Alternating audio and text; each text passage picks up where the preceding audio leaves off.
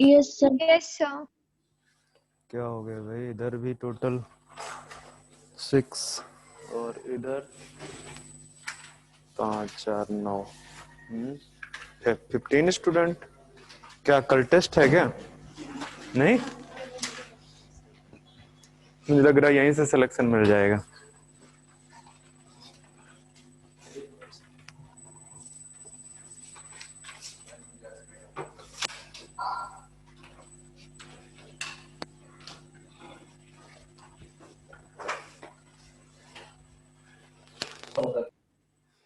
तो क्या पढ़ रहे थे हम कल?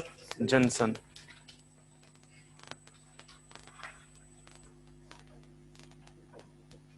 और सेल जंक्शन को मैंने क्या बोला था कि ये प्रोवाइड करते हैं क्या, structural and functional linkage between cells. ठीक है, आपको 3 टाइप्स के जंक्शन देखने को मिलेंगे। मैं फिर से भूल गया हूँ, नाम बताओ। टाइट जंक्शन,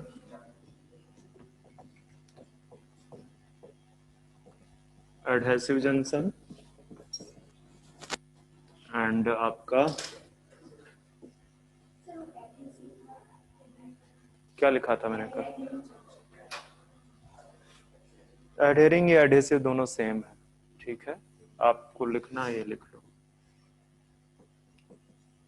दोनों सेम है, एडहेरिंग जंक्शन और गैप जंक्शन। ओके, तो ज़्यादा कुछ मैं इसके बारे में नहीं बताऊंगा, इसको बता देता हूँ। इसमें आपको 3 टाइप्स के और मिल सकते हैं, बाकी बाद में डिटेल डिस्कस करता हूँ। इसमें एक आपको मिल जाएगा जोनुला, जोनुला एडियरेंस या एडियरिंग जंक्शन। ठीक है, दूसरा मिल जाएगा आपका मैकुला एडियरेंस, और तीसरा आपका मिल जाएगा हेमीडेस्मोसोम।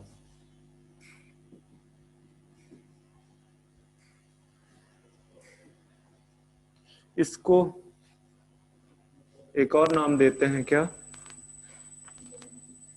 डेस्मोसोम। ठीक है, ज्यादा इसलिए बताने की जरूरत नहीं है क्योंकि आपका एनसीईआरटी में ऊपर ही है, इतना नीचे नहीं है। ठीक है, तो मैंने बता दिया, कई बार बुक्स में पूछ लेता है। ठीक है, एक चीज ध्यान देने की बात है कि ये जो पार्ट है, ये वाला, ये दोनों junction zonula adherens and macula adherens, ये बिटवीन सेल सेल है। ठीक है, cell to cell basically junction है, जबकि ये जो हेमीडेस्मोसोम है, ये आपका between cell and matrix, cell और मैट्रिक्स के बीच का जंक्शन है। ठीक है, सेल और मैट्रिक्स के बीच का जंक्शन है। तो अब वापस से आते हैं टाइट जंक्शन के ऊपर।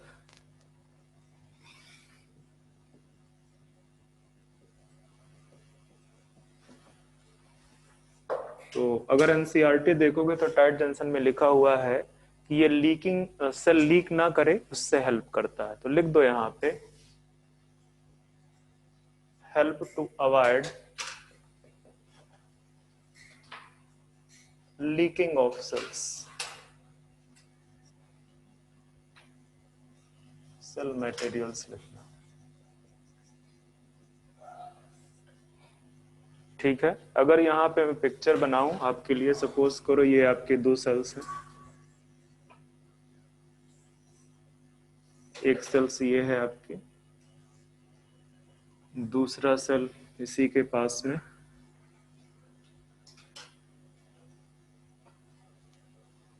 ये बना देते हैं। अभी आप नीचे का पार्ट मत बनाना, ये सपोज करो दूसरा सेल है। तो अगर गैप जंक्शन आपको दिखाना है तो आप इस तरह से दिखा सकते हो, ये, तो ये आपका हो जाएगा गैप जंक्शन। एपिकल पार्ट में यहाँ पे इस तरह से आपका ये टाइट जंक्शन दिखेगा। ठीक है, टाइट जंक्शन। तो यहाँ एक पॉइंट और आपको लिखना है कि generally tight junction present at apical position. ठीक है, generally present at apical position, apical position में आपको जनरली दिखता है। इसके बाद आपको दो जंक्शन और देख सकते हैं यहाँ पे, वैसे एक ही रहने दो। आपका जो एडहेरिंग जंक्शन है, एडहेरिंग जंक्शन में बीच में कुछ कुछ आपको स्पेस दिखेगा, यहाँ पे कुछ इस तरह से प्रोटीनिशियस बैंड्स नजर आएंगे, ठीक है, ये थिक हो जाएगा पार्ट, और यहाँ से कुछ इस तरह से साइटोस्केलेटन नजर आएंगे, ठीक है, साइटोस्केलेटन नजर आएंगे। तो इसको मैं नाम दे रहा हूं क्या, जो पहला वाला है आपका जोनुला एडहेरेंस, ठीक है, ये जोनुला एडहेरेंस होगा। आगे डीप में देखोगे तो इनमें काफी कुछ डिफरेंस दिखेगा। जैसे एक डिफरेंस मैं जरूर आपको बता देता हूं कि ये जो साइटोस्केलेटन है, यहाँ पे एक्टिन फिलामेंट, एक्टिन फिलामेंट, हालांकि इतना जानने की जरूरत है नहीं, ठीक है। और अगर ये मैं मैकुला एडहेरेंस बनाऊंगा तो मैकुला एडहेरेंस में वही फिलामेंट कौन सा हो जाएगा, इंटरमीडिएट फिलामेंट, ठीक है। यहां पे अगर मैं आपका दूसरा बना दूं तो ये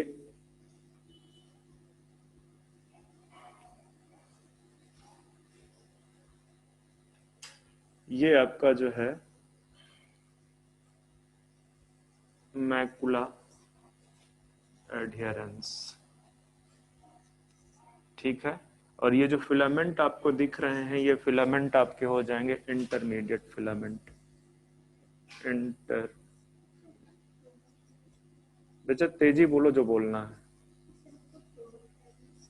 हाँ, टोनोफाइब्रस भी बोलते हैं, बट एक्चुअली वो क्या है, वो इंटरमीडिएट फिलामेंट है। मैं प्रोटीन लेवल पे बात कर रहा हूँ, ठीक है।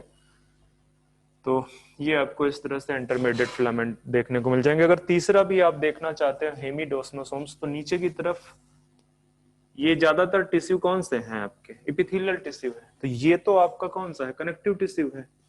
अब कनेक्टिव टिश्यू के बीच में आपको क्या नहीं मिलेगा, बेसमेंट मेम्ब्रेन, और उसके ऊपर मैट्रिक्स मिलेगा। तो यहाँ पे आपको वो जंक्शन दिखाई देगा, ठीक है, यहाँ पे आपको जंक्शन दिखाई देगा, ठीक है, सेल और मैट्रिक्स के बीच का, इसको बोलोगे हेमिडेस्मोसोम। पर मैं पहले ही बता देता हूं कि नॉलेज के लिए तो आप जान लो, कभी आपसे नहीं पूछेगा ये, कभी आपसे नहीं पूछेगा। आपसे जो पूछेगा वो tight junction, adhering junction, gap junction, बहुत ज्यादा जाएगा तो ये पूछ लेगा कि ये सेल सेल और सेल मैट्रिक्स के बीच में। तो हेमिडेस्मोसोम सेल मैट्रिक्स के बीच में है और ये सेल सेल के बीच में, ठीक है। एक तो टाइट जंक्शन में मैंने दो चीजें लिखाई जो कि बहुत इंपॉर्टेंट है, कि लीकिंग ऑफ सेल मटेरियल्स को रोकता है, ठीक है, अवॉइड करता है उसको। अब दूसरा है एडहेरिंग जंक्शन। एडहेरिंग जंक्शन किस चीज पे पार्टिसिपेट करता है,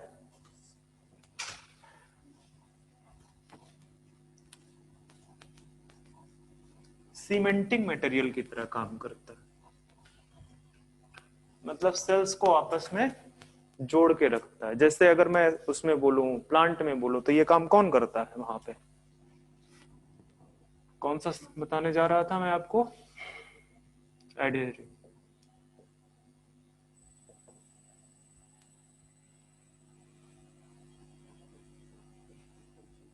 एडहेरिंग जंक्शन, ठीक है,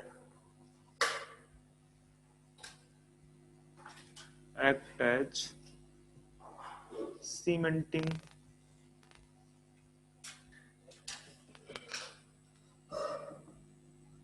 material,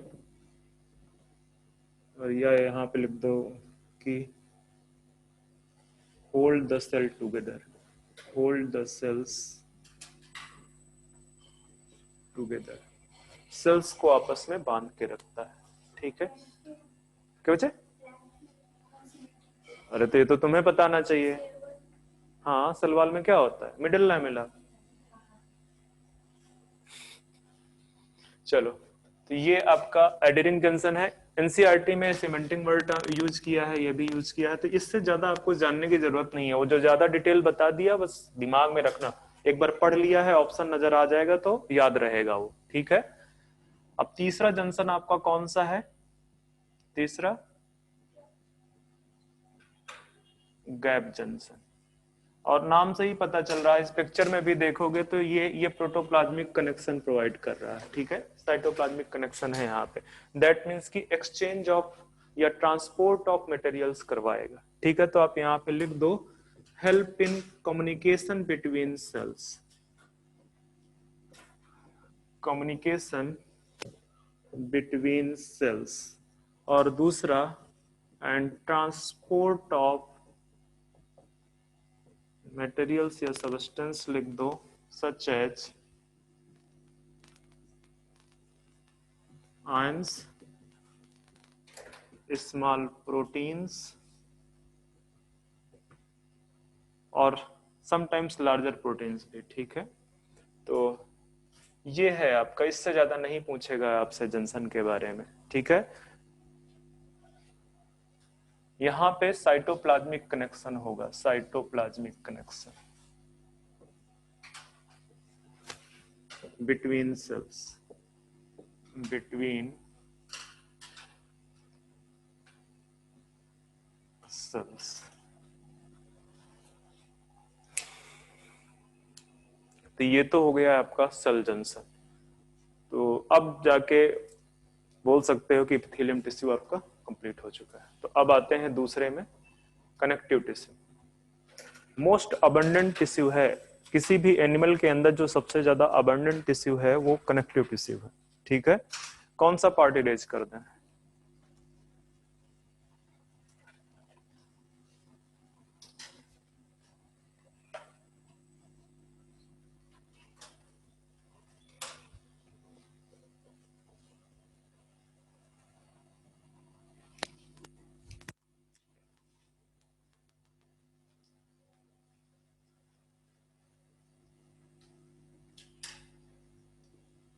कनेक्टिव टिश्यू। आपको याद होगा जब मैंने टाइप्स ऑफ टिश्यू बताया था, तो मैंने बोला था कि ये जो कनेक्टिव टिश्यू है किसमें हेल्प करता है? Packaging, filling of the organs में, लिंकिंग ऑफ द ऑर्गन्स में। ठीक है, तो कनेक्टिव टिश्यू आपका यहाँ पे पहला ही पॉइंट लिख दो, this is the most abundant tissue in the animal body. Animal body में सबसे ज्यादा अबंडेंट टिश्यू है। ठीक है, ओरिजिन पहले ही बता चुका हूं, हालांकि मीजोडर्मल है, मीजोडर्मल इन ओरिजिन, मीजोडर्म से ओरिजिनेट होगा ये कनेक्टिव टिश्यू। चलो, कनेक्टिव टिश्यू में थोड़ा सा देखा जाए कंपोनेंट,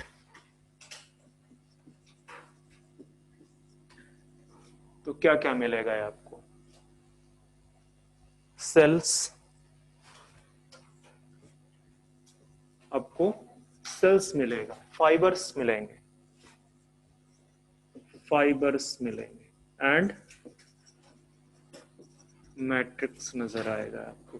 ये तीन कंपोनेंट्स आपको कनेक्टिव टिश्यू में मिलेंगे, कोई बड़ी बात नहीं है। जरा सा सेल्स देख लेते हैं, कौन कौन सी सेल्स मिल सकती हैं आपको। सेल्स, तो सेल्स में जो सबसे मोस्ट इंपॉर्टेंट सेल्स है वो है फाइब्रोब्लास्ट। ठीक है, तो आप लिख दो फाइब्रोब्लास्ट। ठीक है, ये लार्जेस्ट सेल है, लार्जेस्ट सेल कहां पे? Connective tissue. कनेक्टिव टिश्यू की लार्जेस्ट सेल है, ये मत सोच लेना कि सबसे बड़ी सेल एनिमल सेल टिश्यू में। ठीक है, लिखना चाहो तो लिख लो यहाँ पे, largest cell in connective tissue. Connective tissue की सबसे लार्जेस्ट सेल है, नंबर भी इनका सबसे ज्यादा होता है। ठीक है, मोस्ट न्यूमरस इन नंबर लिख दो।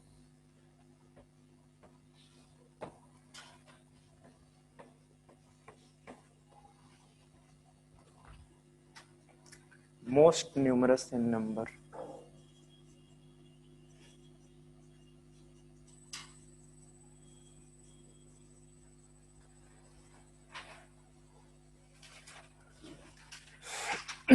तो अगर मैं थोड़ा सा पिक्चर बना दूं यहाँ पे आपके लिए,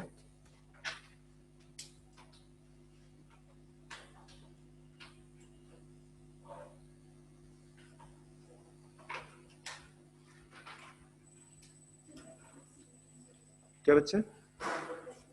हाँ हाँ, वो सब लिखा दूंगा, क्यों परेशान हो रहा है, पिक्चर पहले बनवा रहा हूँ। ये लो, बन गया आपका। ठीक है, ये फाइब्रोब्लास्ट सेल्स हैं, ये जो है ना प्रोसेसेस निकली हुई है, मतलब कि इस तरह से सेल नहीं होती है, इस तरह से सर्कुलर सेल नहीं होती। इसमें क्या निकल आती हैं, यहाँ पे इस तरह करके ढेर सारी प्रोसेसेस निकल आती हैं, ठीक है, इस तरह करके प्रोसेसेस निकल आती हैं। इसको बोल देते हैं आप फाइब्रोब्लास्ट सेल, ठीक है। लार्जेस्ट सेल है ये, लार्जेस्ट सेल। लिख दो यहाँ पे, जरा सा लेबल कर दो इसको कि ये जो है आपकी सेल प्रोसेसेस है।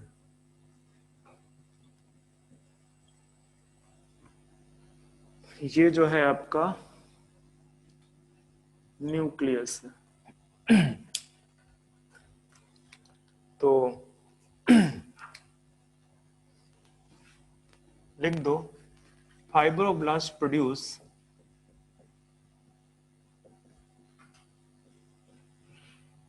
सेल फाइबर्स एंड मैट्रिक्स, ठीक है, cell fibres and matrix.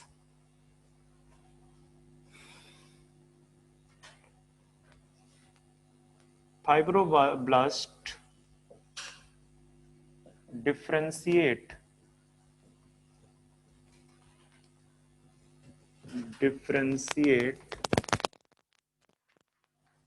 in दो सेल में डिफरेंशिएट कर सकती है, ओस्टियोब्लास्ट मतलब बोन फॉर्मिंग सेल। ये कौन सी सेल है, जहां ब्लास्ट लग जाए इसका मतलब ये कुछ बना रही है, ठीक है। तो आप लिख दो बोन फॉर्मिंग सेल, और साथ में कॉन्ड्रियोब्लास्ट। कॉन्ड्रियोब्लास्ट ये क्या है, cartilage forming cell, cartilage forming cells. तो जो फाइब्रोब्लास्ट है वही डिफरेंशिएट कर जाती है आपकी ओस्टियोब्लास्ट एंड कॉन्ड्रियोब्लास्ट में, ठीक है। लार्जेस्ट सेल है, मोस्ट न्यूमरस इन नंबर है, सेल प्रोसेस निकली हुई है इसमें, ठीक है। और सेल फाइबर मतलब ये जो मैंने पार्ट यहाँ पे लिखे हैं, ध्यान दो, यहाँ पे जो पार्ट लिखे हैं इवन कुछ सेल्स भी प्रोड्यूस करते हैं, क्योंकि अगर ये बोन फॉर्मिंग सेल है या कार्टिलेज फॉर्मिंग सेल है तो इसका सिंपल सा मतलब है कि ये ओस्टियोसाइट भी प्रोड्यूस करेगा, कॉन्ड्रियोसाइट भी प्रोड्यूस करेगा, ठीक है। तो ये cells fibres and matrix produce करती हैं ये सेल, ठीक है।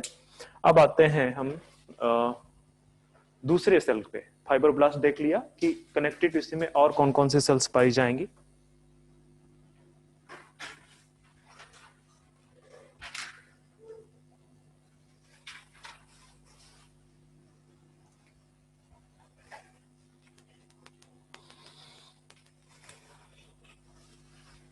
मैक्रोफेजेस,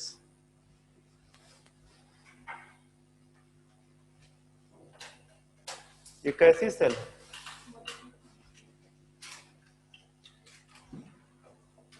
फैगोसाइटिक सेल्स, ठीक है। मतलब कहने का क्या है,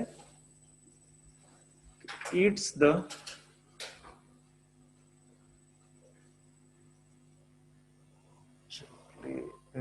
डैमेज्ड सेल लिखूं या क्या लिखूं,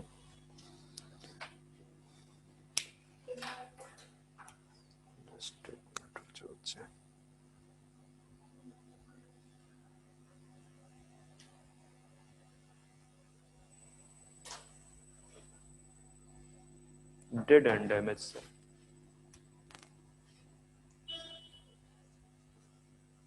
dead and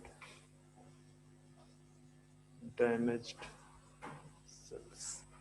और इसी वजह से इनको स्कैवेंजर सेल्स भी बोलते हैं। स्कैवेंजर जानते हो ना, किस पे डिपेंड करते हैं, dead and decaying organic material पे। इसी वजह से इनको फैगोसिटिक्स सॉरी स्कैवेंजर सेल्स भी बोलते हैं। अगर यहाँ पे मैं इसके शेप की बात करूं तो शेप इसका अमीबॉयड होगा।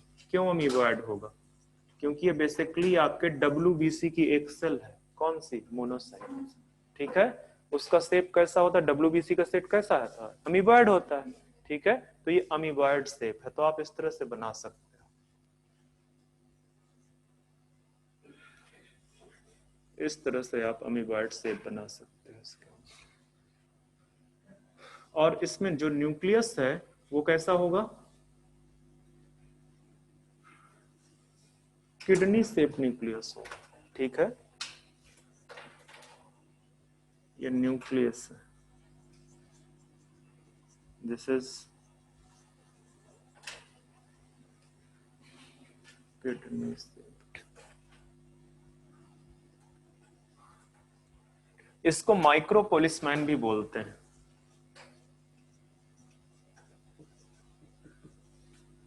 माइक्रोपोलिसमैन, पुलिस का काम क्या है, चोर चक्कों को पकड़ के बंद करना या उनको एप्रोप्रिएट पनिशमेंट देना, तो वो ये काम करता है, ठीक है।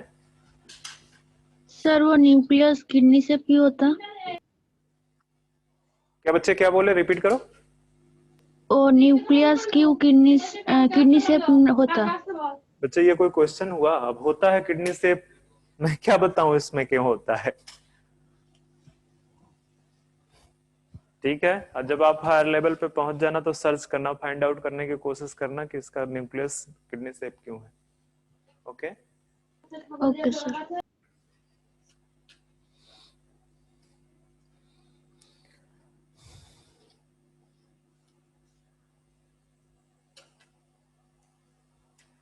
चलो कुछ फैगोसिटिक सेल्स के नाम और अगर आप लिखना चाहो तो लिख लो, हालांकि उसका इससे रिलेशन नहीं होगा फिलहाल, मैं बता देता हूं ऐसे ही। जैसे डस्ट सेल्स आपके कहाँ पे पाई जाती हैं, these are the phagocytic cells जिनके नाम मैं ले रहा हूं, ठीक है। डस्ट सेल्स आपके लंग्स में पाई जाती हैं, ठीक है। कुप्फर सेल्स आपके लीवर में पाई जाती हैं। किडनी में आपकी मेजन ग्लियल सेल्स पाई जाती हैं। आपके न्यूरॉन्स में, नर्वस टिश्यू या बोल लो, वहां पे कौन से पाए जाते हैं, स्वान सेल्स तो वो सिक्रेट करता है, न्यूरोग्लिया सेल, ठीक है। ब्रेन में परकिंजे सेल्स पाई जाती हैं। तो ये इस तरह के बहुत सारे सेल्स हैं जो फैगोसिटिक हैं, आगे कहीं पे मैं बताऊंगा। और वैसे बहुत सिलेबस का पार्ट नहीं है, कई बार पूछ सकता है, ठीक है। तो ध्यान में रखना कि ये मैक्रोफेज डिफरेंशिएट करती है कहां से, मोनोसाइट से। मोनोसाइट एक डब्ल्यूबीसी है, ठीक है, एक टाइप की डब्ल्यूबीसी सेल्स है, ठीक है। और मोनोसाइट आपको कहां पे मिलता है, ब्लड में मिलता है। और ये कहां पे मिलता है, ये टिश्यू में मिलता है। तो या तो लिखना चाहो तो मैं लिखा देता हूं दो चार, ठीक है। जैसे लंग्स में डस्ट सेल प्रेजेंट है, ध्यान में रखना, ऊपर चाहे लिख लो, ये आपका जो है ऑर्गन लिख दो यहाँ पे, और यहाँ पे इधर लिख दो आप phagocytic cell, phagocytic cells. Brain में आपके परकिंजे सेल्स हैं। अब ये मत बोल देना कि हार्ट में परकिंजे फाइबर होता है, ये परकिंजे सेल्स हैं, ठीक है। ये आपके देख लो, मैं भी फाइबर लिखने लगा, परकिंजे सेल्स। और क्या बोला था मैंने अभी, नर्वस टिश्यू लिख देता हूं मैं फिलहाल यहाँ पे। अब नर्वस टिश्यू में आपका ग्लायल सेल्स, कौन सी ग्लायल सेल्स बोली थी, न्यूरोग्लिया। एक्चुअली जब आप हाई क्लास में जाओगे तो इसको न्यूरोग्लिया ना करके इसको स्पेसिफिक बोलोगे ग्लायल सेल, ठीक है, न्यूरोग्लिया। तो ब्रेन, किडनी में मीजन ग्लियल सेल्स लिख दो, किडनी,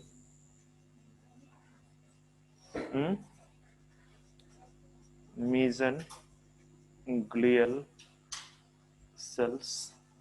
और कोई बताया था मैंने, लीवर में कुप्फर सेल्स, यहां पे लिख दो, लीवर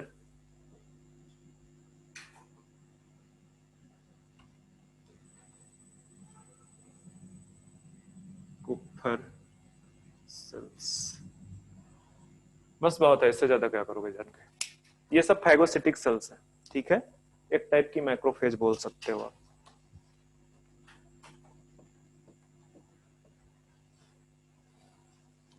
आते हैं तीसरे पे, मास्ट सेल पे। तीसरी सेल्स जो है वो मास्ट सेल है।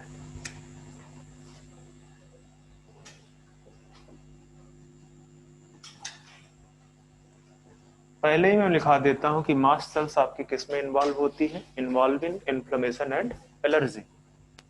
जो सबसे ज्यादा इंपॉर्टेंट है मैंने पहले लाइन में ही लिखा दिया, involve in inflammation and allergy. हालांकि जब ब्लड पढ़ाऊंगा तो इसको फिर से वहां पे बताऊंगा मैं, ठीक है। मास्ट सेल भी आपका जो शेप है मास्ट सेल का वो भी कैसा है, अमीबॉइड। क्यों है? क्योंकि ये भी आपका मॉडिफाइड बेसोफिल है, ठीक है। ये बेसिकली लिख दो, मॉडिफाइड बेसोफिल है। और बेसोफिल क्या है? WBC, modified basophil. तो इस तरह से आप, ये आपका बेसोफिल सेल हो गया, ठीक है। और आपको यहाँ पे न्यूक्लियस स्पिंडल शेप बना दो, बेटर है इस तरह से। बच्चे मत पूछ लेना मेरे से कि स्पिंडल शेप न्यूक्लियस क्यों, मैं नहीं बता पाऊंगा। इसका जो न्यूक्लियस है वो है स्पिंडल शेप्ड, स्पिंडल शेप्ड।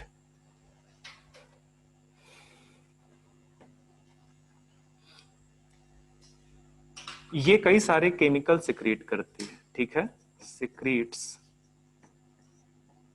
कौन कौन से केमिकल?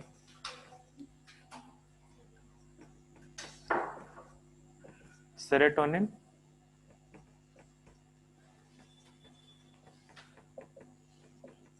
ब्रेडिकाइनिन, एक इंपॉर्टेंट रहा जा रहा है, हिस्टामिन, हिस्टामिन, हिस्टामिन और सेरोटोनिन याद रखना, ब्रेडिकाइनिन, हिपैरिन भी याद रखना पड़ेगा। लिख दो यहाँ पे क्या क्या काम करते हैं। ये न्यूक्लियस का पिक्चर बनाओ जरा सा, मतलब इसको सर वो इन्फ्लेमेशन के बाद क्या लिखा है? Allergy, allergy. अच्छा वहां पे लाइट पड़ रही है।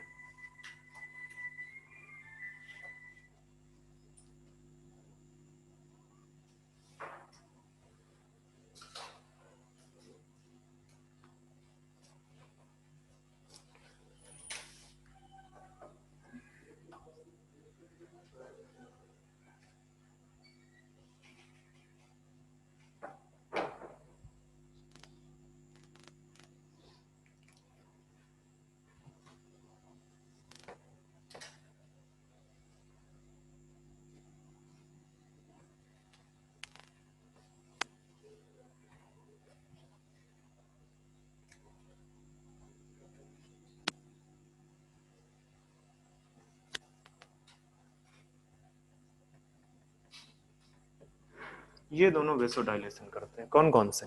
हिस्टामिन एंड, ये ज्यादा इंपॉर्टेंट है, ये हिस्टामिन ध्यान में रखना। इसका जो फंक्शन है इसका इसके अपोजिट है, ये क्या करेगा? वेसोकॉन्स्ट्रिक्शन, वेसोकॉन्स्ट्रिक्शन। और ये एंटी कागुलेंट है, हालांकि दोबारा से डिस्कस होगा एंटी कागुलेंट वाला हिपैरिन, ठीक है। क्योंकि जब हम ब्लड कागुलेशन पढ़ेंगे तो इसको हम डिस्कस करेंगे। तो अभी के लिए फिलहाल इसमें इतना ही याद रखो, ठीक है। कि कौन सा वेसोकॉन्स्ट्रिक्शन करता है, और वेसोकॉन्स्ट्रिक्शन एंड वेसोडाइलेशन का इफेक्ट कहां पे देखा जाएगा? ब्लड प्रेशर पे, ठीक है। अगर वेसल्स कॉन्स्ट्रिक्ट करेगी तो ब्लड प्रेशर क्या करेगा? राइज करेगा। और अगर वो डायलेट करती है तो क्या करेगा? लो हो जाएगा। चलो, सर वो एंटी क्या लिखा है? कागुलेंट बेटा, coagulant, COAGULENT।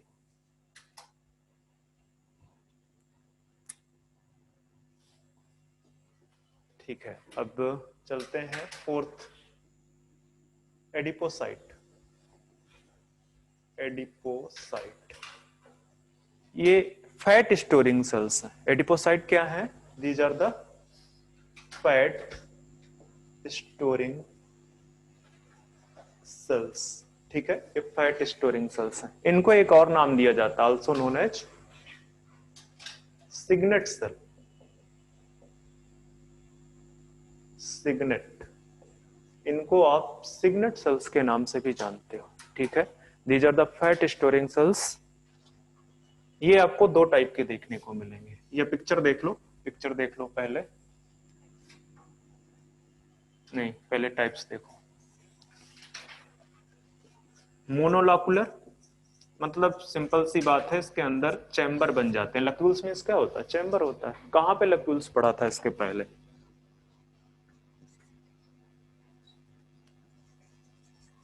Types of placentation. Yes, मल्टीलॉकुलर।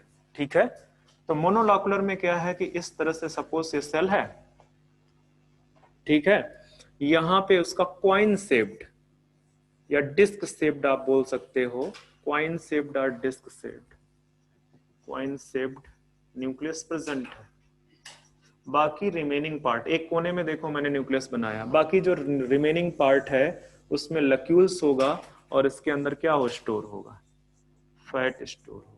ठीक है, इसके अंदर ये जो लक्यूल है मोनोलक्यूलर, सिंगल लक्यूल प्रेजेंट है। ठीक है, इसमें क्या प्रेजेंट होगा? फैट स्टोर होगा इसमें। मल्टी लक्यूल्स में भी आपको समझ में आ गया होगा, ये सेल है, ये सेल है, सेल में आपको इस तरह से कॉइन शेप्ड न्यूक्लियस दिखेगा। ठीक है, इस तरह कॉइन शेप्ड न्यूक्लियस दिखेगा और इसमें कई सारे लक्यूल्स दिखेंगे आपको, इसमें कई सारे आपको लक्यूल्स दिखेंगे। ठीक है, और इनके अंदर भी क्या होगा? फैट प्रेजेंट होगा। तो ये है, मोनोलॉकुलर हो सकता है या मल्टीलॉकुलर हो सकता है। अब इससे आगे वैसे तो जैसे जो वेल्स है, ठीक है, उसमें जो वो पाया जाता है हम्प उसका, ठीक है, तो उसमें मोनोलॉकुलर प्रेजेंट होते हैं। जो बच्चे होते हैं, ठीक है, न्यू बॉर्न बच्चे या थोड़े से एज 1 ईयर तक के रख लो, उनमें फैट बहुत प्रेजेंट होता है। ठीक है, वो सॉफ्ट सॉफ्ट होते हैं। ठीक है, तो जो फैट प्रेजेंट होता है वो कौन सी फैट होती है? मल्टीलॉकुलर। ये मल्टीलैकुलर यहाँ पे अगर लिखना चाहो, उसी फैट को क्या बोलते हैं? Brown fat. ये कहाँ पे पाई जाती है? New born baby. क्यों इंपॉर्टेंट है? उनके बॉडी को गर्म करने के लिए, गर्म रखने के लिए, क्योंकि उनके बॉडी में इतना एनर्जी का सोर्स नहीं है ना, तो ऑलरेडी जो फैट स्टोर है वो बेसिकली उनको एनर्जी देती रहेगी। ठीक है, तो बहुत ज्यादा जानने की जरूरत नहीं है, बस ये याद रखना कि एडिपोसाइट आपकी फैट स्टोरिंग सेल्स है।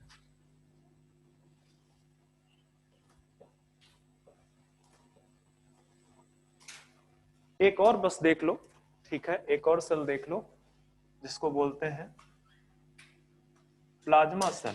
बहुत छोटा लिख दे रहा हूं लग रहा है, प्लाज्मा सेल। ठीक है, और ये जो प्लाज्मा सेल है इसका एक और नाम है, ठीक है, कार्ट व्हील। क्यों? क्योंकि इसका स्ट्रक्चर कुछ वैसा दिखता है। जो बुलक कार्ट होती है बैलगाड़ी, उसका जो पहिया होता है, देखा कभी बैलगाड़ी? ठीक है, उसका जो पहिया होता है ना, उस जैसा कार्ट व्हील से।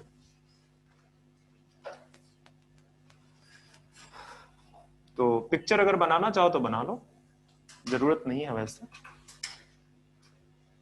ये यहाँ पे न्यूक्लियस है, यहाँ पे इस तरह से कुछ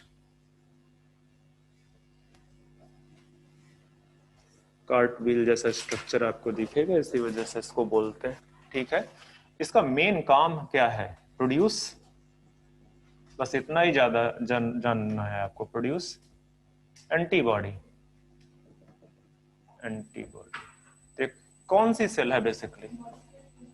मॉडिफाइड लिम्फोसाइट। ठीक है, बी लिम्फोसाइट है। ठीक है, तो आप बोल सकते हो ये आपका मॉडिफाइड बी लिम्फोसाइट है, बी लिम्फोसाइट।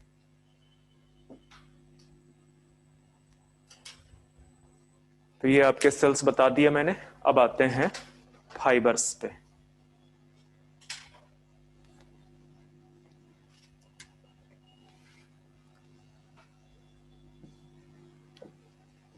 फाइबर्स, तो आपको 3 टाइप के फाइबर्स नजर आएंगे यहाँ पे। ठीक है, पहले बता रखा है कि फाइबर कौन प्रोड्यूस करता है? फाइब्रोब्लास्ट सेल प्रोड्यूस करता है। ठीक है, आपको 3 टाइप के फाइबर्स में भी मिल सकते हैं कनेक्टिव टिश्यू में। कौन कौन से हैं आपके?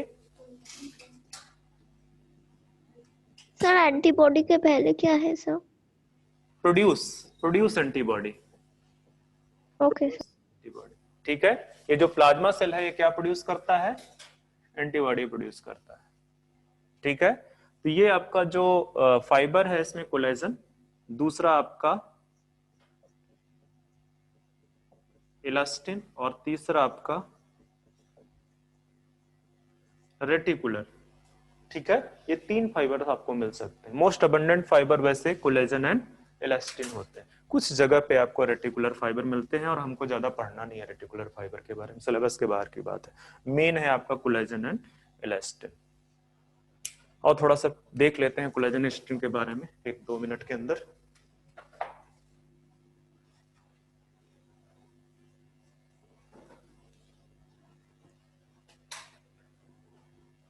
कोलेजन के आपको बंडल्स नजर आएंगे, ठीक है। तो अगर मैं, चलो साथ साथ लिख देता हूं, साथ साथ लिख देता हूं मैं यहाँ पे कोलेजन, इलास्टिन, रेटिकुलर। तो सबसे पहले कौन से प्रोटीन के बने होते हैं कोलेजन? यानी कोलेजनस फाइबर है, नॉट कोलेजन।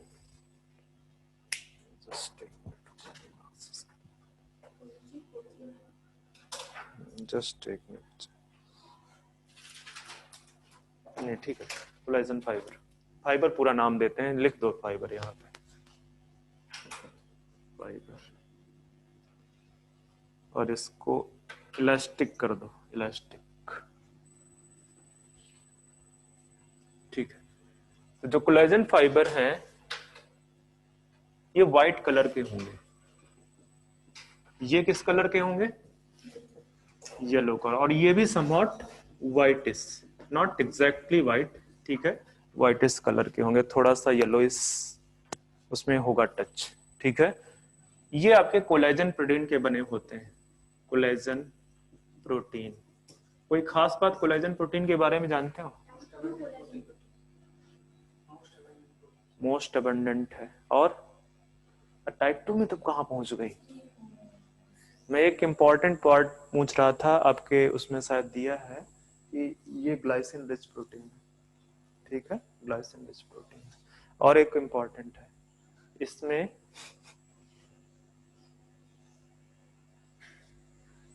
इस तरह से 3 फाइबर्स आपस में राइट हैंडेड फैशन में अरेंज्ड होते हैं। जैसा डीएनए का स्ट्रक्चर देखा कैसा अरेंजमेंट होता है, ठीक है, राइट हैंडेड फैशन में एक दूसरे के ऊपर स्पाइरली कॉइल्ड होते हैं। तो यहाँ पे 3 फाइबर आपस में स्पाइरली कॉइल्ड होते हैं right handed fashion. Glycine rich protein है, उसके बाद कोई अगर प्रोटीन रिच है तो वो है प्रोलीन। ग्लाइसिन क्या है वैसे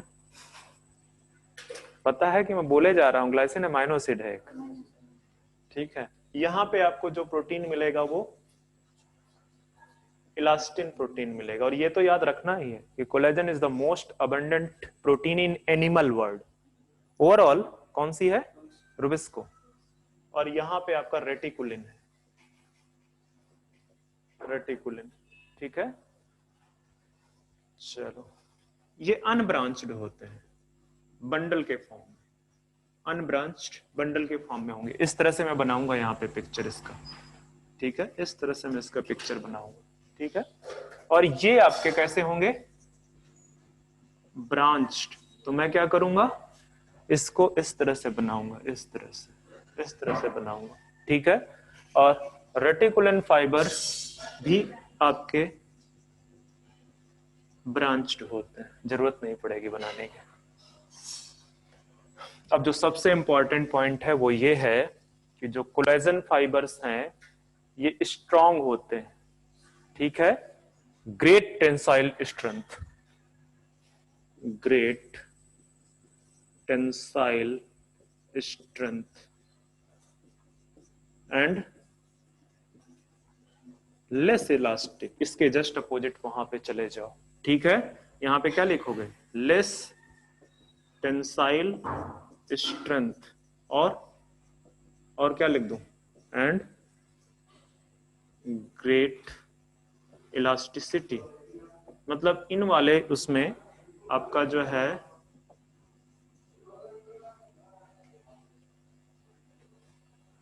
इलास्टिसिटी बहुत ज्यादा है, ठीक है। ये दोनों पॉइंट बहुत इंपॉर्टेंट है, ठीक है, ध्यान में रखना। और यहां पे neither elasticity nor tensile strength, दोनों इसमें कुछ खास प्रेजेंट नहीं है। एग्जाम्पल दे दो कहां पे प्रेजेंट है? टेंडन, लिगामेंट, और ये आपको कुछ लिम्फॉइड ऑर्गन्स में मिलेंगे, लिम्फॉइड ऑर्गन्स में। तो यहां से मैंने फाइबर्स आपके खत्म कर दिए। मैट्रिक्स में आ जाओ। हेल्युरोनिक एसिड के बने हुए होते हैं। जो मैट्रिक्स है हेल्युरोनिक एसिड प्रेजेंट होगा, बट अगर स्पेशलाइज्ड कनेक्टिव टिश्यू पे चले जाओगे तो वहां पे माइट भी चांसेस है कि आपको कुछ और मिल जाए। ठीक है, तो जो तीसरा है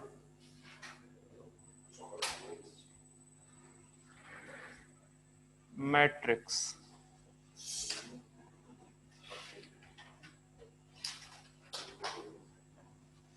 ये आपका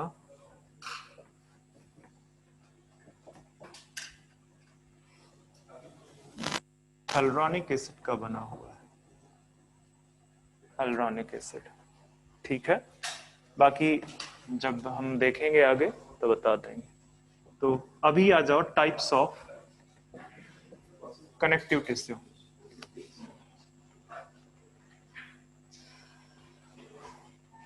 तो जो टाइप्स ऑफ कनेक्टिव टिश्यू में आपको दो टाइप के दिखेंगे, एक कनेक्टिव टिश्यू प्रॉपर और दूसरा आपको specialised connective tissue, specialised connective tissue. तो जो कनेक्टिव टिश्यू प्रॉपर है उसको बाद में डिस्कस करते हैं, पहले मैं यहाँ पे जस्ट बता दूं। स्पेशलाइज्ड कनेक्टिव टिश्यू में आपको एक स्केलेटल कनेक्टिव टिश्यू है और दूसरा आपका फ्लूइड कनेक्टिव टिश्यू। ठीक है, स्केलेटन में आपको दो डिस्कस करने हैं, या यहीं पे छोड़ दो, इसको आगे डिस्कस करेंगे। ठीक है, और कनेक्टिव टिश्यू प्रॉपर पे आते हैं। एक्चुअली यही सिर्फ जो है वो ट्रू कनेक्टिव टिश्यू है। ट्रू कनेक्टिव टिश्यू कौन सा होगा? जहां पे आपको तीनों कंपोनेंट मिलेंगे। कौन कौन से component? Cell, fibre and matrix.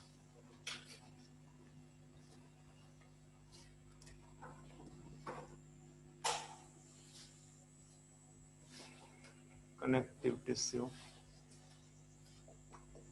Proper, these are true connective tissue, true connective। बाकी ये स्पेशलाइज्ड कनेक्टिव टिश्यू है। ठीक है, इनमें कुछ ना कुछ वेरिएशन आपको देखने को मिलेगा। तो जो कनेक्टिव टिश्यू प्रॉपर है आपको, इसमें दो कैटेगरी हैं आपकी। एक है लूज कनेक्टिव टिश्यू, ठीक है, लूज कनेक्टिव टिश्यू, और दूसरा है आपका dense connective tissue.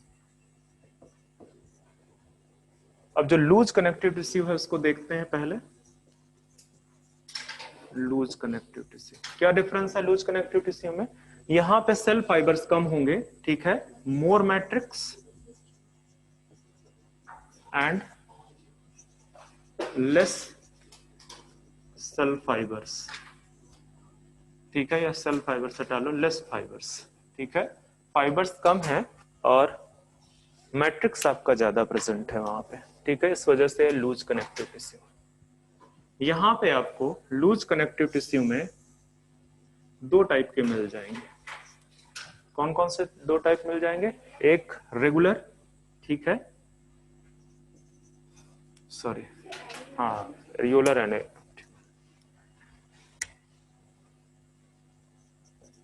Areolar and adipose. तो जो एरियोलर कनेक्टिव टिश्यू है आपका, ये वैसे तो दोनों ही स्किन के नीचे प्रेजेंट है, दोनों ही बीनीथ द स्किन प्रेजेंट है।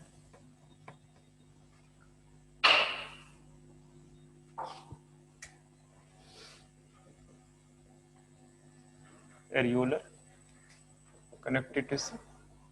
तो जो एरियोलर कनेक्टिव टिश्यू है, पिक्चर देख लो आप जरा सा। ये सपोज करो एक सेक्शन है आपके सामने कनेक्टिव टिश्यू का। तो कनेक्टिव टिश्यू में मैंने जो चीजें बताई हैं वैसे ही आपको देखने को मिलेगा। वहां पे क्या क्या देखने को मिलेगा? सेल्स देखने को मिलेंगे, फाइबर्स देखने को मिलेंगे। तो सपोज करो ये फाइबर्स प्रेजेंट है,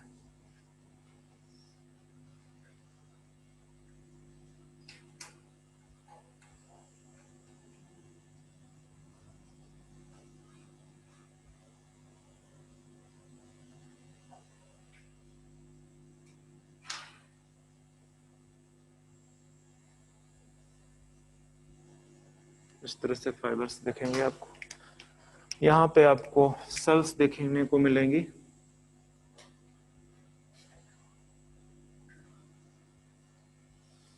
इस तरह से ये आपका फाइब्रोब्लास्ट सेल्स है। यहाँ पे आपको मास्ट सेल्स देखने को मिल जाएगी, मास्ट सेल, ठीक है। आपको मैक्रोफेजेस देखने को मिल जाएंगी,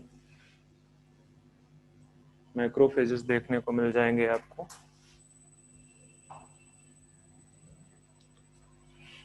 और बाकी का पार्ट पूरा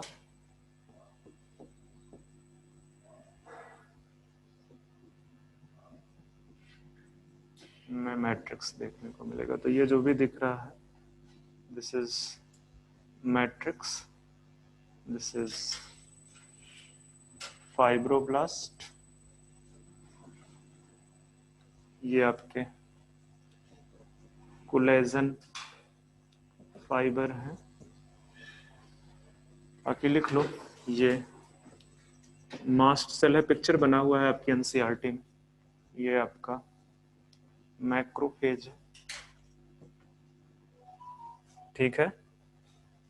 और साथ में आपको यहाँ पे देखने को मिल जाएगा इस तरह से कुछ, बहुत कम, ज़्यादा नहीं, ठीक है, कुछ आपको इलास्टिक फाइबर्स मिल जाएंगे, ठीक है। तो लिख दो उनको भी अगर आप लिखना चाहते हो।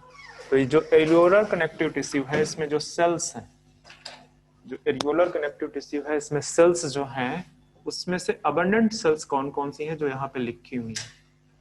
Fibro blast, mast cell and macrophage, ये तीनों अबंडेंट सेल हैं यहाँ पे, अबंडेंट सेल्स है यहाँ। फाइबर्स में ज्यादातर आपको कोलेजन दिखेगा, बट आपको इलास्टिक फाइबर भी दिख जाएगा,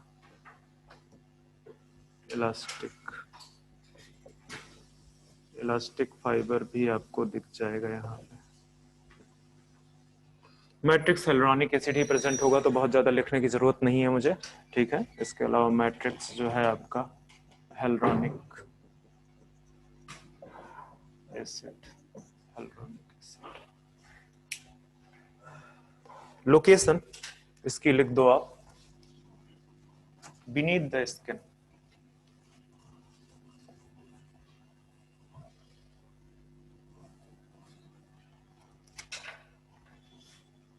लोकेशन बीनीथ द स्किन। नाम सुना होगा अगर आपने, पैनिकुलस कार्नोसस,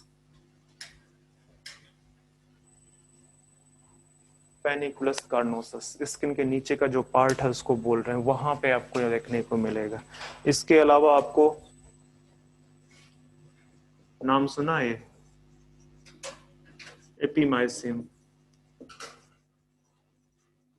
कहाँ प्रेजेंट? मसल्स, ठीक है, मसल बंडल में आप इसको आगे चल के पढ़ोगे, ठीक है।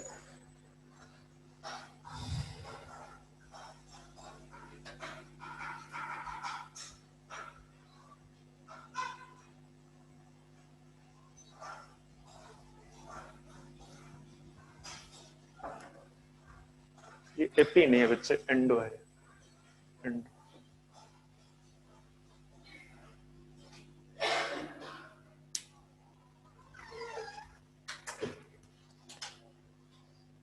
फंक्शन लिख दो, फंक्शन वही फंक्शन जो पहले बताया था मैंने, क्या? Packaging and filling of organs, packaging and filling of organs, packaging and filling of organs जो है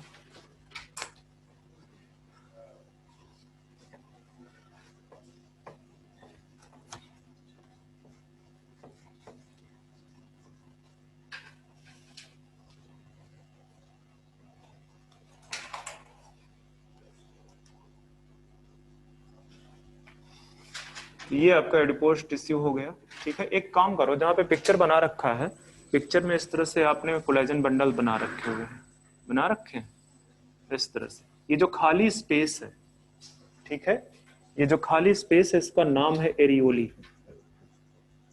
इसको लिख लो, जहां पे मतलब वो स्पेस जहां पे सिर्फ क्या प्रेजेंट है, मैट्रिक्स, ना सेल्स प्रेजेंट है वहां पे। कई बार मैट्रिक उसमें एरियोली के अंदर सेल्स प्रेजेंट होती हैं, ठीक है, बट एक्चुअली जो एरियोली क्या है, वो जहां पे आपको ये फाइबर्स नहीं मिल रहे हैं।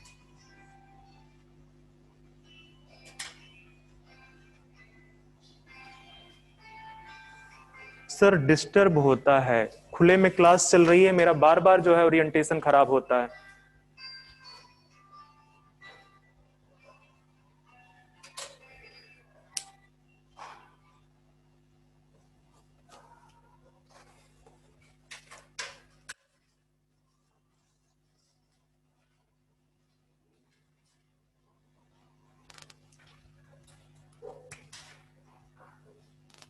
तो अब आप लिखना स्टार्ट करो, एडिपोज टिश्यू, एडिपोज टिश्यू। जो एडिपोज टिश्यू है वो भी आपको ऑलमोस्ट ऐसे ही देखने को मिलेंगे, ऐसे ही देखने को मिलेंगे। बना लो एक बार, वही पिक्चर आपको बनाना है, बस कुछ वेरिएशन कर देना है, ठीक है। जैसे यहाँ पे मैं आपको बंडल्स बना रहा हूँ, कोलेजन बंडल्स, ठीक है। ये वाला जो खाली स्पेस है इसी की मैं बात कर रहा था, एरियोली, ठीक है। बाकी आप सेल्स बना दो वहां पे जो जो सेल्स हो।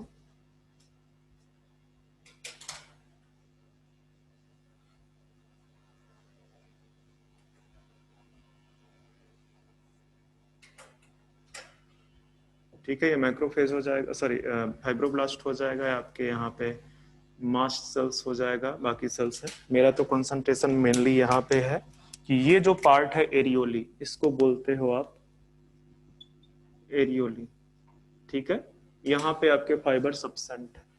तो जो आपकी स्पेशल सेल्स हैं, एडिपोज टिश्यू कौन सा टिश्यू है?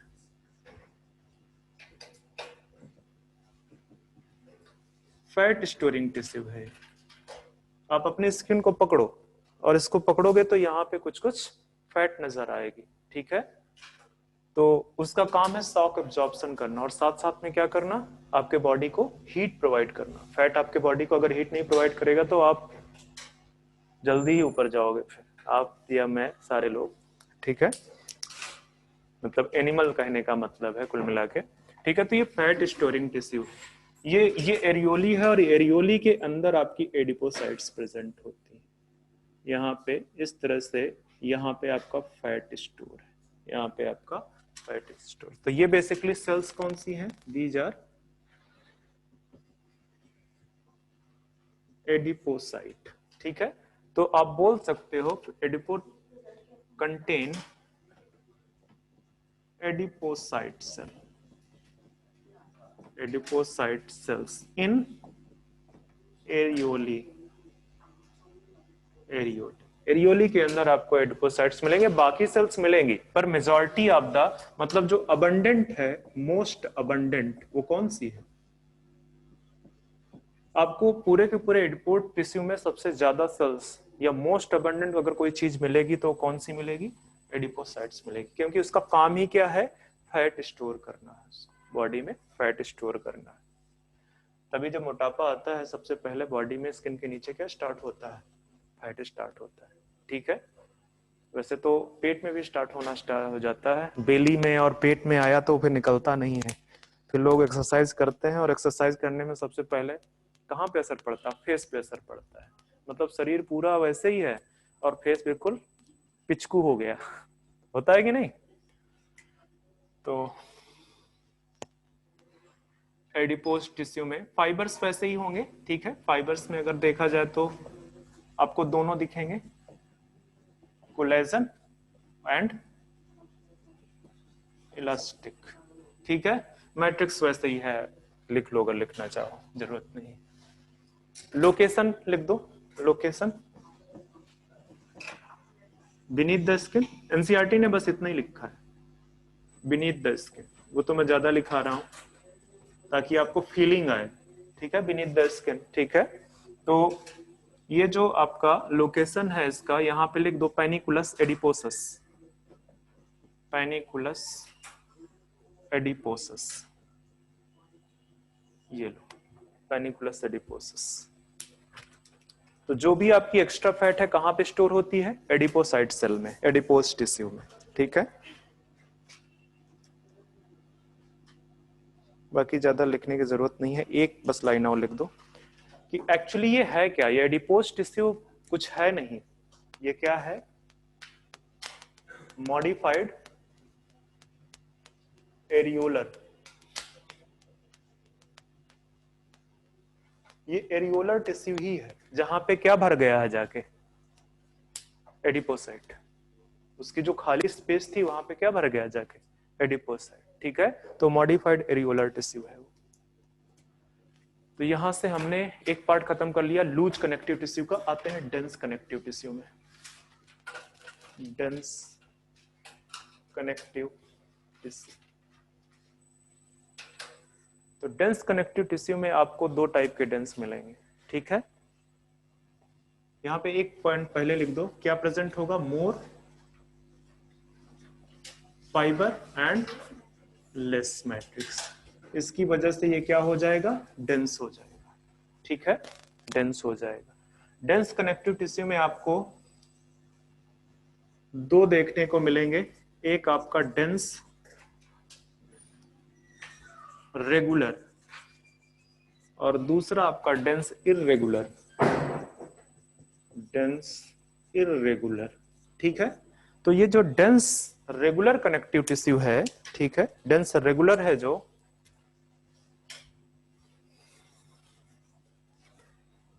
यहां पे जो फाइबर्स का अरेंजमेंट है वो कैसा होगा? एक डेफिनेट पैटर्न होगा। तो आप लिख दो यहां पे, fibres are arranged in definite pattern, या रेगुलर भी लिख सकते हो। इसको क्या लिख सकते हो? Definite or regular, regular pattern,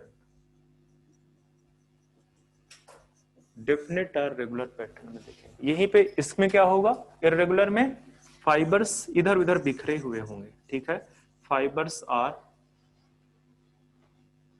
scattered, या लिख दो are in different orientation, are in different orientation. NCERT में शायद यही चीज लिखी हुई है, आप स्कैटर्ड भी लिख सकते हो, स्कैटर्ड भी लिख सकते हो। तो dense regular and dense irregular. Example देख लो यहाँ पे, अगर डेंस रेगुलर का एग्जाम्पल देखना चाहते हो तो दोनों लिख दो। कौन सा? Tendon and ligament. टेंडोन बहुत इंपॉर्टेंट है, ध्यान में रखना, लिगामेंट।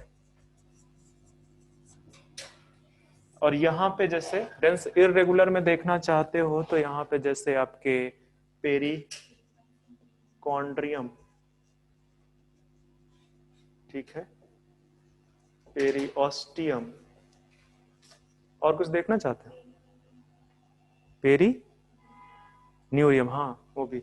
उसके अलावा ब्लड वेसल्स की जो वॉल है, मैं एक लिख देता हूं यहाँ पे, वॉल ऑफ ब्लड वेसल्स। इसलिए मैंने इसको लिखा है कि ये एक कैटेगरी के हैं, ये एक कैटेगरी का है। ठीक है, इसलिए मैंने लिख दिया यहाँ पे। हालांकि एक चीज आपको बताऊं, इसको ना भी याद करोगे यहाँ से तब भी तुम्हारा काम चल जाएगा। ठीक है, अब आपको ये लगता होगा कि बता क्यों रहे हो, इसलिए बता रहा हूं कि थोड़ा सा दिमाग में पड़ा रहेगा, ना कहो कहीं दिमाग उसका एग्जामिनर का इधर उधर जाता है तो वो इसको उठाएगा, क्योंकि है तो ये सब पढ़ा हुआ पार्ट। ठीक है, पेरिकॉन्डियम अभी पढ़ाऊंगा मैं आपको कार्टिलेज में, पेरियोस्टियम भी मैं कार्टिलेज में पढ़ाऊंगा। तो अगर वो जानते हो तो इतना जानने में क्या दिक्कत है कि ये डेंस इरेगुलर टाइप का है।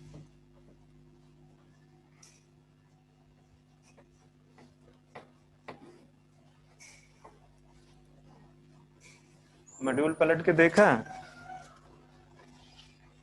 टाइम कितना हो गया? मेरे को टारगेट करना है, इसको खत्म करना है मुझे। कितना टाइम बचा है? 12 पे। अभी क्यों? अभी कौन सा बचा हुआ है? स्केलेटन बचा हुआ है, ब्लड तो वहीं पे ले जाना है उसको। फ्लूइड कनेक्टिव टिश्यू तो पूरा पार्ट बच्चे उसको एक साथ पढ़ाना है, तो यहाँ मतलब नहीं है, मस्कुलर वगैरह वो सब वहीं पे पढ़ाना है। हाँ बोन और कार्टिलेज पता है, इसके बाद वो बचा है। ठीक है, एक और चीज देखो, यहाँ पे लिखो, इफ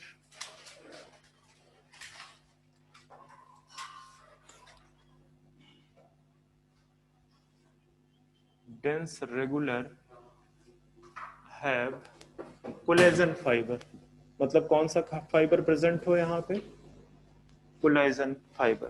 तो ये आपका कौन सा टिश्यू कहलाएगा,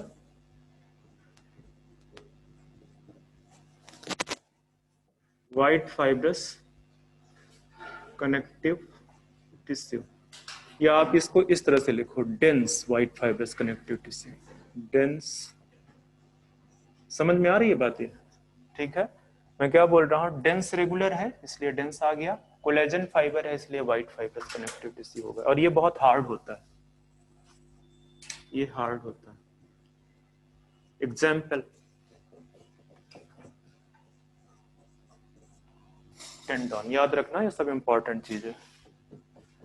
अगर इफ डेंस रेगुलर ही है, dense regular have elastic fibre, उसमें कौन से फाइबर मिल जाए, इलास्टिक फाइबर, तो ये आपका क्या कहलाएगा, dense yellow fibre connective tissue, ये आपको dense yellow fibre connective tissue कहलाएगा। ठीक है, एग्जाम्पल बता दो, लिगामेंट, तो आपको मतलब समझ में आ गया। ठीक है, कि जो टेंडन है, टेंडन में जो फाइबर है वो कोलेजन है, और जो लिगामेंट है, लिगामेंट में जो फाइबर है वो इलास्टिन। ठीक है, इलास्टिक फाइबर। ठीक है, तो ध्यान में रखना इस चीज को, इसी वजह से लिगामेंट आपके इलास्टिक होते हैं, टेंडन आपके क्या होते हैं, हार्ड होते हैं, उनकी टेंसाइल स्ट्रेंथ ज्यादा है, इसकी इलास्टिसिटी ज्यादा है। बाकी अगर इर्रेगुलर में जाओगे, इर्रेगुलर में जाओगे यहाँ पे डेंस इर्रेगुलर, ठीक है, तो डेंस इर्रेगुलर में आपको ये मिल जाएंगे पेरिकॉर्डियम एंड पेरियोस्टियम, और अगर येलो फाइबर वाले में जाओगे तो वाला ये मिल जाएगा। रहने दो, इतना याद करके क्या करोगे। ठीक है, तो यहां से मुझे जहां तक है आपका कनेक्टिव टिश्यू प्रॉपर खत्म हो चुका है।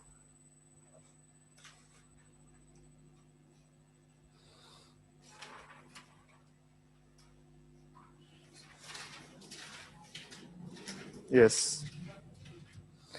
आते हैं स्पेशलाइज्ड कनेक्टिव टिश्यू पे।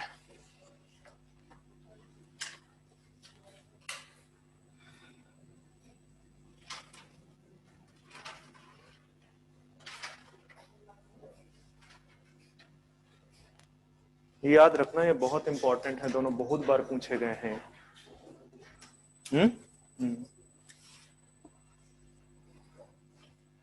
तो अब आते हैं स्पेशलाइज्ड कनेक्टिव टिश्यू, जहां पे हमने स्केलेटल तक लिख दिया था, स्केलेटल कनेक्टिव टिश्यू। और ये जो स्केलेटल कनेक्टिव टिश्यू है, ये आपका दो पार्ट, मतलब यहाँ पे दो चीजों के बारे में पढ़ना स्केलेटल कनेक्टिव टिश्यू में, एक आपका है बोन और दूसरा है आपका कार्टिलेज। ये पहले कार्टिलेज लिख दो, पर चलो ठीक है, किधर भी लिख दो, मैं पढ़ाऊंगा कार्टिलेज ही पहले, कार्टिलेज। तो कार्टिलेज को मैंने पहले ही बता दिया है आपको,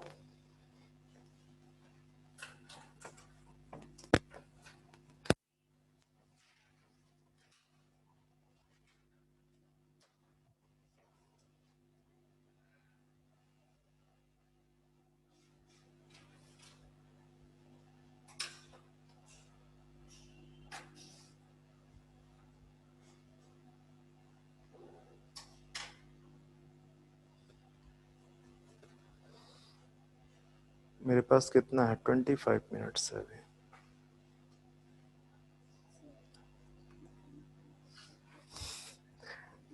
पहले बोलना चाहिए था केमिस्ट्री सर को आप, कि छोड़ दो, टाइम हो चुका है, तब तो पढ़ रहे थे। आए कितने बजे थे, कितने बजे क्लास स्टार्ट हुई? 10। देख लो,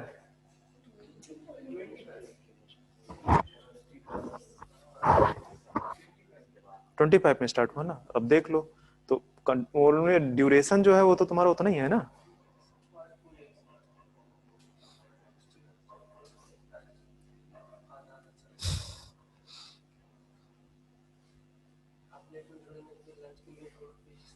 हाँ तो फिजिक्स क्लास फिर लेट जाएगी, फिर वो लेट छूटेगी, क्या दिक्कत है? उसके बाद 3 बजे के बाद तो कुछ है ही नहीं ना। चलो, कार्टिलेज। आपने कल फिजिक्स कितनी देर पढ़ी थी? 1:15 तक तो, 1:15 कह रहा हूँ, 3:15 तक तो क्लास चली थी ना फिजिक्स की। तो ड्यूरेशन तो पूरा ही हो गया, 2-4 मिनट इधर उधर जाता है। अब मैं छोड़ूंगा तो मेरा नुकसान होगा। आ जाओ इधर, कार्टिलेज। ठीक है, कार्टिलेज में आपको वही तीनों कंपोनेंट मिलेंगे। सेल्स मिलेंगी, फाइबर्स मिलेंगे, मैट्रिक्स मिलेगा। इसका मैट्रिक्स में थोड़ा स्पेशलाइजेशन हो जाएगा जाके। ठीक है, अभी बात कर लेते हैं सेल्स की। तो जो सेल्स हैं, आपको सेल्स में यहाँ पे आपको 4 टाइप की सेल्स मिलेंगी। कौन कौन सी? एक आपका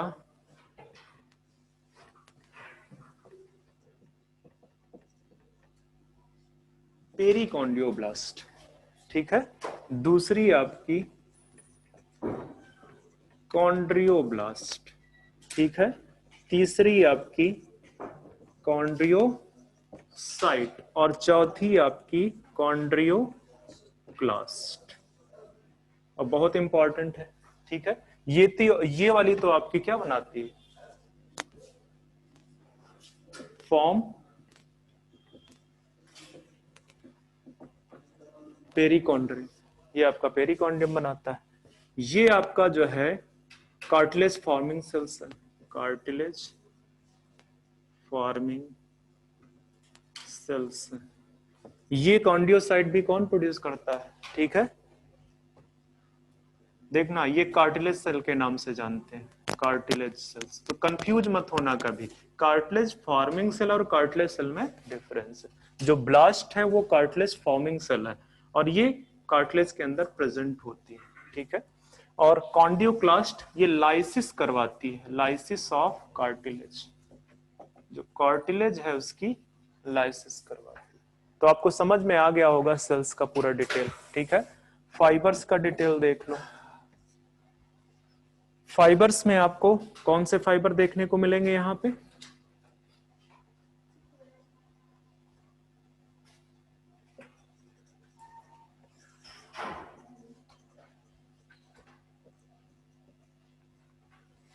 में भी प्रेजेंट और अब्सेंट, अब्सेंट भी हो सकते हैं पूरी तरह से, और प्रेजेंट भी हो सकते हैं। और अगर प्रेजेंट हैं, इफ प्रेजेंट, तो हो सकता है कोलेजन हो, या हो सकता है इलास्टिक फाइबर, ठीक है। तो ध्यान में रखना कि कार्टिलेज के केस में हो सकता है कि ये प्रेजेंट भी हो सकता है अब्सेंट भी हो। मैंने बोला मैट्रिक्स में थोड़ा स्पेशलाइजेशन है।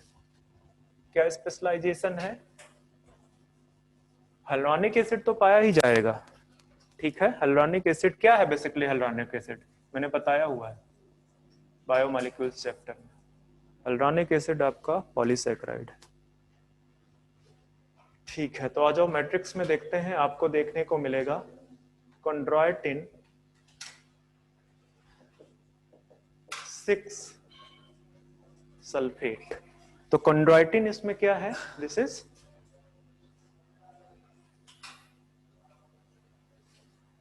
प्रोटीन है, ठीक है। साथ में आपको यहां पे क्या देखने को मिलेगा? hyaluronic acid. लो, हो गया मैट्रिक्स के बारे में। तो मतलब मैंने आपको पूरा कार्टिलेज पढ़ा दिया है, ठीक है। मैंने पूरा कार्टिलेज पढ़ा दिया। अब देखो पिक्चर देखो। तुम्हारे एनसीईआरटी में तो इतना भी नहीं है जितना मैंने पढ़ा दिया है, ठीक है। ये पेरिकॉन्ड्रियम है, इसको थोड़ा सा अगर चाहो तो थिक कर सकते हो।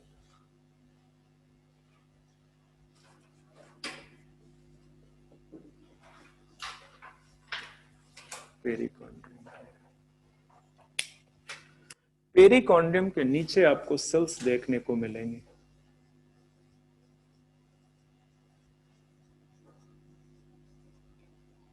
कौन सी सेल है ये? कॉन्ड्रियोब्लास्ट है। एक काम गड़बड़ हो गया, इसको ब्लड वेसल्स मान लो आप। ये जो दिख रहा है ब्लड वेसल्स मान लो इसको, ठीक है।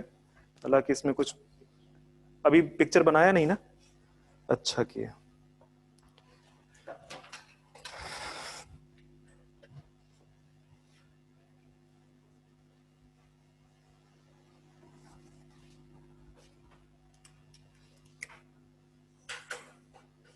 ठीक है, इसको रहने दो। यहाँ पे ब्लड वेसल्स बना दो कुछ, यहाँ पे कुछ ब्लड वेसल्स बन गई हैं। अब यहाँ पे आप कुछ सेल्स बना दो।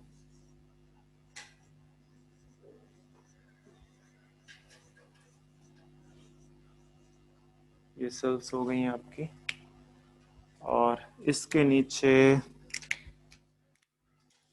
ये सेक्शन है आपका इस तरह से, ठीक है।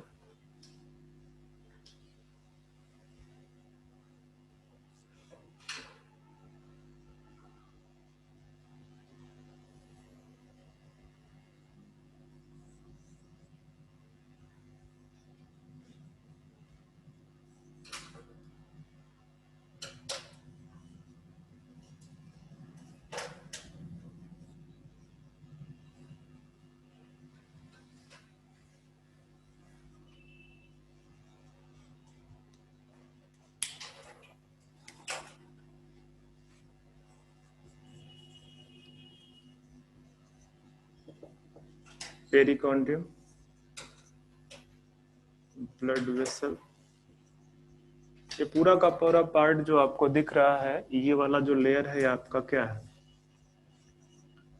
कॉन्ड्रियोब्लास्ट, ठीक है। तो ऊपर का जो भी पार्ट है, इसको चाहे तो आप कौन सा कलर दे दें, चलो ब्लैक ही दे देते हैं।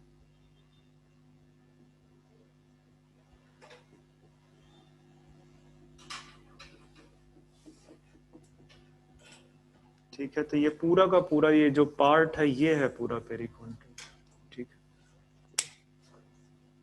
सेल्स के ऊपर वाला, सेल्स के ऊपर वाला, ठीक है। और ये कॉन्डियोब्लास्ट सेल्स हैं। तो ये कॉन्डियोब्लास्ट क्या कर रही हैं?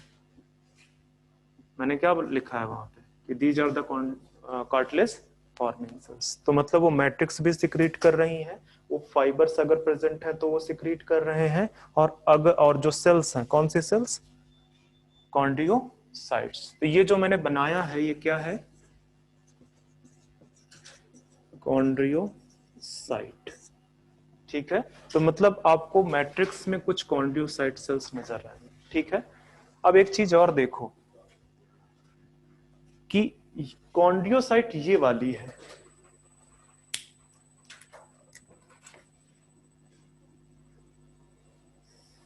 ये वाली सेल या ये वाली सेल्स, ये कॉन्ड्रियोसाइट है। तो फिर वो बाकी का जो स्पेस आपको दिख रहा है, वो स्पेस कौन सा है? उसको बोलते हैं लैकुने। इसको बोलते हैं, ये जो पूरा का पूरा जो स्पेस है, ठीक है, this space is known as lacunae. और लैकुने क्या है? This is the fluid filled space. ये क्या है? फ्लूइड फिल्ड स्पेस, ठीक है। मतलब कहने का क्या है कि लैकुने के अंदर कॉन्ड्रियोसाइट प्रेजेंट है। लैकुने के अंदर कॉन्ड्रियोस हो सकता है, एक लैकुने में एक से ज्यादा कॉन्ड्रियोसाइट प्रेजेंट हो, ठीक है, और हो सकता है सिर्फ एक ही प्रेजेंट हो। तो ये है तुम्हारा पूरा का पूरा कार्टिलेज। इससे ज्यादा तुमसे नहीं पूछने वाला है। वो बात अलग है कि आप टाइप्स वगैरह देख लो, ठीक है। तो टाइप्स ऑफ कार्टिलेज पे जब आओगे आप,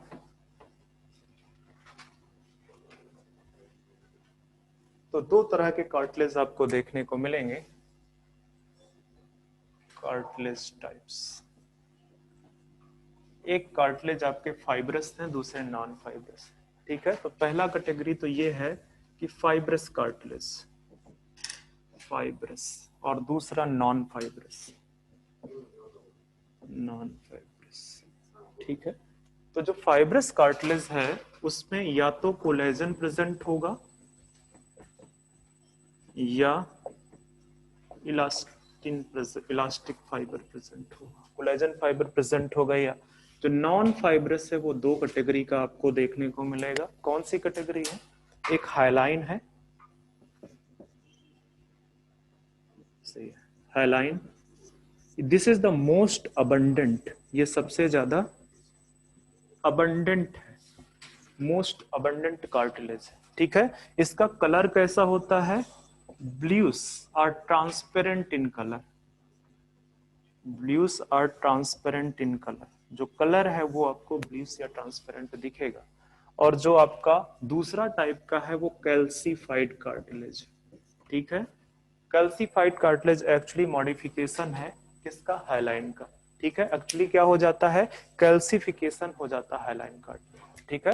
तो आप लिख सकते हो कि ये calcified hyaline calcified hyaline cartilage है, कैल्सीफाइड हाइलाइन कार्टिलेज है, ठीक है। मैंने बोला this is the most abundant cartilage, ठीक है। आप एग्जाम्पल में अगर देखना चाहो तो बॉडी में जितने भी कार्टिलेज हैं, जैसे जो विंड पाइप है आपकी पूरी, ठीक है, विंड पाइप में जो सी रेड शेप, कलर पे क्या लिखा है? क्या हो बच्चे? सर वो रेड कलर पे है। कहाँ समझ, पे? आप आसपास का कुछ एरिया बताओगे? वो लेफ्ट वाला बोर्ड। अच्छा, ये कैल्सीफाइड हाइलाइन कार्टिलेज,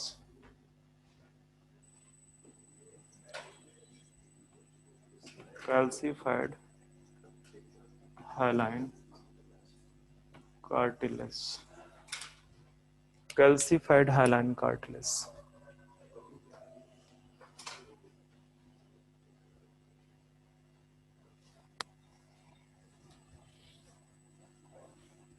तो अगर एग्जाम्पल आप देख रहे हो हाइलाइन कार्टिलेज के, तो हाइलाइन कार्टिलेज में जो आपका विंड पाइप में जो सी शेप्ड वो है, ठीक है, लिख लो यहाँ पे।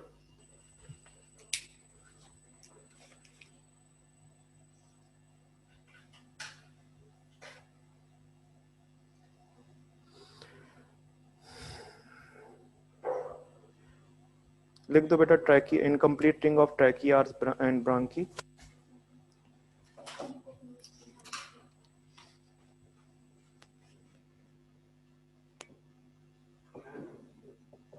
रिंग ऑफ ट्रैकिया और ब्रांकी, जितने भी कार्टिलेजनस फिशेस हैं उनके जो वो है एंडोस्केलेटन, वो क्या है?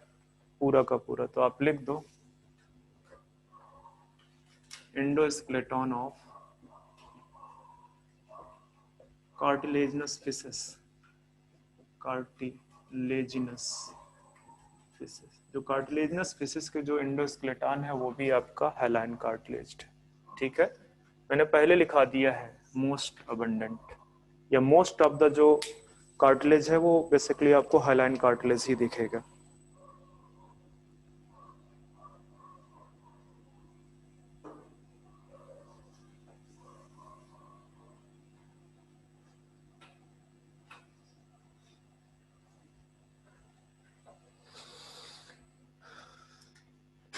कैल्सीफाइड कार्टिलेज का एग्जांपल दे दो।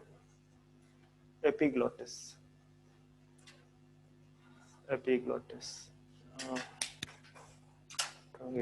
सही है? नहीं, नहीं बचा, नहीं है, रहने दो, नहीं है वो।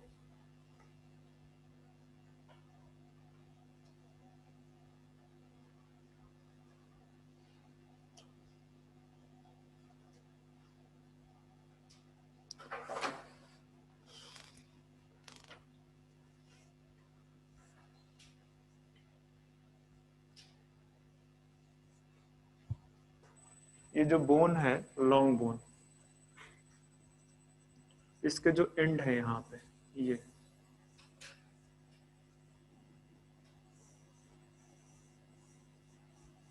ठीक है, तो एंड ऑफ लॉन्ग बोन्स, ये किस टाइप का है? कैल्सीफाइड कार्टिलेज है, कैल्सीफाइड कार्टिलेज, कैल्सीफाइड। तुम कंफ्यूज मत हो, लिख लो यहाँ पे, इसमें ही एग्जाम्पल लिखना है। Articular cartilage, articular cartilage. देखो ये लॉन्ग बोन बनाओ आप दोबारा से, ठीक है। तो ये वाला पार्ट मैं क्या कह रहा हूँ, दिस इज कैल्सिफाइड कार्टिलेज। इसके ऊपर एक लिगामेंट प्रेजेंट होता है। किस लिए प्रेजेंट होता है? To reduce the friction. इसके ऊपर एक, तो ये है आपका हाइलाइन कार्टिलेज, दोनों तरफ प्रेजेंट होता है, मैंने एक ही तरफ बनाया है, ठीक है। वो है हाइलाइन कार्टिलेज, जिसको क्या बोलते हैं, आर्टिकुलर कार्टिलेज, ठीक है। तो ये किस लिए प्रेजेंट है? To reduce the friction between the bones. तो ये कैल्सिफाइड कार्टिलेज हो गया। और भी आप यहाँ पे लिखना चाहते हो तो नेजल सेप्टम, ये जो सेप्टा प्रेजेंट है दो नाक के ईयर उसके बीच में, नोज के जो दो होल है, नेजल सेप्टम, वो भी आपका वही। कॉस्टल कार्टिलेज अगर और लिखना चाहते हो तो कॉस्टल, पर आना नहीं है, मैं पहले ही बता रहा हूँ, नहीं आना कुछ, ठीक है। कॉस्टल क्या बचा? ठीक है। तो कैल्सिफाइड कार्टिलेज आपको मैंने बता दिया। इसके बाद जो दो कार्टिलेज मैंने बताया यहाँ पे कि एक में कोलेजन प्रेजेंट है, दूसरा में इलास्टिन प्रेजेंट है, तो उसको एक को कोलेजन कार्टिलेज बोलते हैं, दूसरे को इलास्टिन कार्टिलेज बोलते हैं, ठीक है। तो अगर मैं यहाँ पे इलास्टिन कार्टिलेज लिखूं, इलास्टिन कार्टिलेज, बस एग्जाम्पल लिख लो। ये देखो, ear pinna, ear pinna, tip of the nose, tip of nose, ये दो याद रखना, ठीक है। जो टिप है नोज की, और क्या, एपिग्लॉटिस भी अगर लिखना चाहो तो लिख लो, एपिग्लॉटिस, एपिग्लॉटिस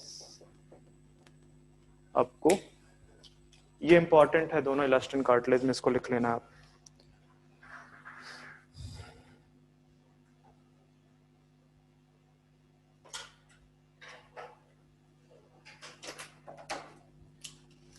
जहां पे कोलेजन प्रेजेंट है वहां पे लिख लो जाके, उसको व्हाइट फाइब्रस कार्टिलेज बोलते हैं, लिख दो व्हाइट फाइब्रस। जहां पे इलास्टिन लिखा है वहां पे लिख दो व्हाइट फाइब्रस कार्टिलेज। एग्जाम्पल इसलिए इंपॉर्टेंट है क्योंकि आपको स्केलेटल सिस्टम पढ़ना है, ठीक है। वहां पे है क्या है, इंटरवर्टिब्रल डिस्क, और दूसरा आपका कार्टिलेज में व्हाइट फाइब्रस, एक इंटरवर्टिब्रल डिस्क और दूसरा, मेरे दिमाग से स्किप हो रहा है, इंटरवर्टिब्रल डिस्क, हाँ, प्यूबिक सिम्फाइसिस, तो याद रखना है, ठीक है। ये व्हाइट फाइब्रस, हाँ, जहां पे कोलेजन प्रेजेंट है उसी के नीचे लिख दो ना, जहां पे आपने पहली बार डिवाइड किया हुआ है, ठीक है। तो कोलेजन को लिख दो व्हाइट फाइब्रस कार्टिलेज, और इसको लिख दो इलास्टिक कार्टिलेज, इलास्टिन या इलास्टिन कार्टिलेज, ठीक है। तो मेरी एक्सपेक्टेशन के बियॉन्ड गया है फिर से। मैं सोच रहा था कि मैं बोन्स भी खत्म कर दूंगा, हालांकि 5-7 मिनट 10 मिनट मुझे और चाहिए था इसको फिनिश करने में। अगर तुम लोग रेडी नहीं हो, चलो ठीक है, अभी एक लेक्चर तो हमें लेना ही है, पर इस बार आप एनसीईआरटी लेके आना था, ठीक है। क्योंकि अगर मैं वैसे पढ़ाऊंगा तो वो 3-4 लेक्चर का है, और इसके बियॉन्ड बाकी ब्लड एक्चुअली बहुत बड़ा पार्ट है। ब्लड आपका सर्कुलेटरी सिस्टम में, क्योंकि उसमें उसके जेनेटिक्स भी प्रेजेंट है, उसमें जो उसका कोगुलेशन है, मतलब क्या बोल सकते हो उसको, जो उसका मैकेनिज्म है पूरा का पूरा, ठीक है, वो सब कुछ वहीं पे पढ़ना, लिम्फ वहीं पढ़ना है।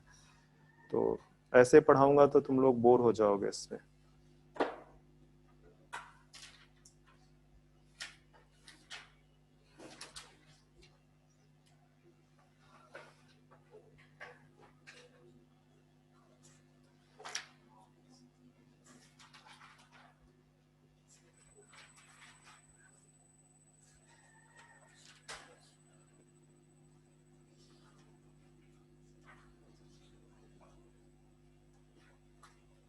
चलो ठीक है, नेक्स्ट में मिलते हैं। Thank you sir.